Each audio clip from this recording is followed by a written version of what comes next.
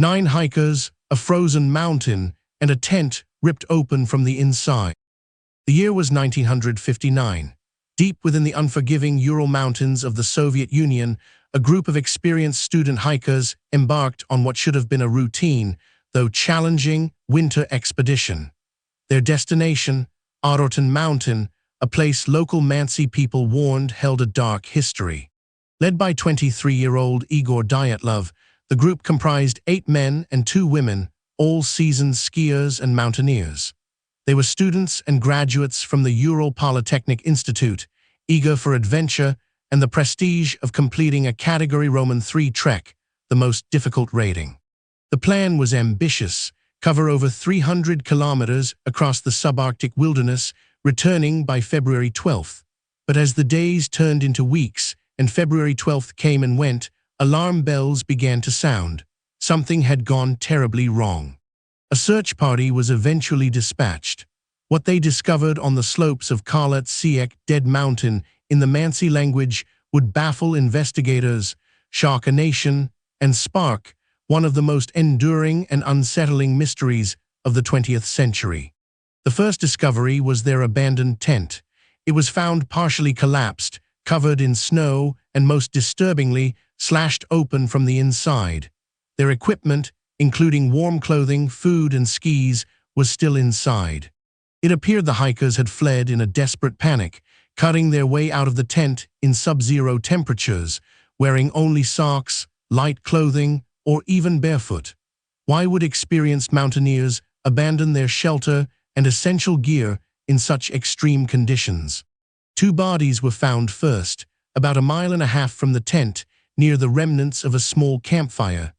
Yuri Krivonishenko and Yuri Doroshenko, both in their 20s, were partially undressed, showing signs of hypothermia. Their hands were abraded, suggesting they'd climbed a tree, perhaps to escape something or to gain a vantage point. The campfire was tiny, barely enough to warm them, raising more questions about their state of mind. 3 more bodies were found between the campfire and the tent, spread out as if they were trying to return.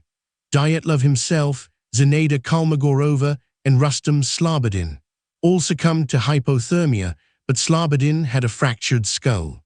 The search for the remaining 4 hikers continued for 2 more months. It wasn't until May, when the snow began to melt, that their bodies were finally discovered in a ravine, buried under 4 meters of snow. This group, Semyon Zolotaryov, Lyudmila Dubinina, Alexander Kolvatov, and Nikolai Thiborg-Sprignoles, presented the most perplexing and gruesome injuries. Their deaths were not from hypothermia alone. Dubinina had fractured ribs, missing eyes, and most disturbingly, her tongue was gone. Zolotaryov also had fractured ribs. Thiborg-Sprignoles suffered a severe skull fracture. Kolvatov had a deformed skull and missing soft tissue around his eyes. These were not injuries consistent with a fall or even a struggle with an animal. The force required to inflict such trauma was described by the medical examiner as comparable to a car crash. Further, some of the clothing found on the bodies, particularly on Dubinina and Zolotaryov, showed elevated levels of radiation.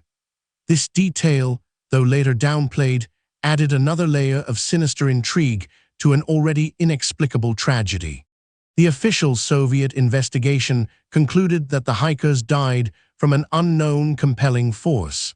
The case was swiftly closed, and the files were classified, leading to decades of speculation and conspiracy theories.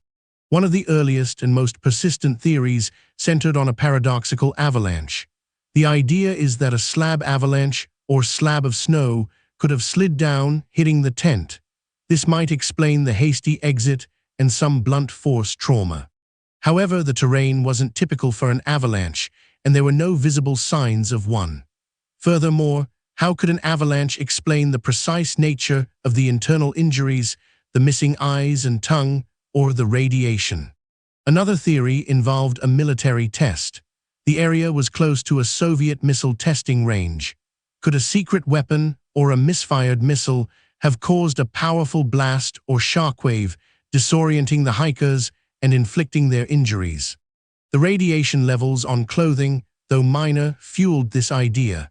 But again, no missile debris was ever found, and the hikers' bodies were scattered, not consistent with a single, localized blast. The infrasound theory suggests that specific wind patterns interacting with the unique topography of Kalatsiek could have generated low-frequency sound waves.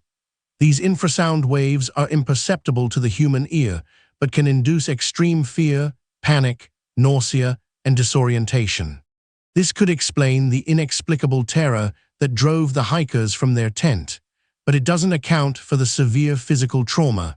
Could a panicked, disoriented group have inflicted such injuries upon each other or fallen repeatedly? The most recent, and perhaps most plausible scientific re-evaluation commissioned by Russian authorities in 2019 returned to the avalanche theory. This time, focusing on a specific type, a slab avalanche triggered by wind, not heavy snowfall. They hypothesized that the hikers had cut into the snow to create a sheltered platform for their tent. This cut, combined with specific wind conditions, could have destabilized a slab of snow above them, which then slid down, impacting the tent and the sleeping hikers.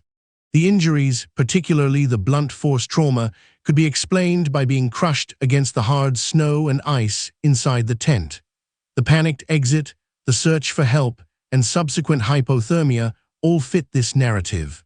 However, even this theory struggles with some details: the missing tongue, the missing eyes, and the radiation.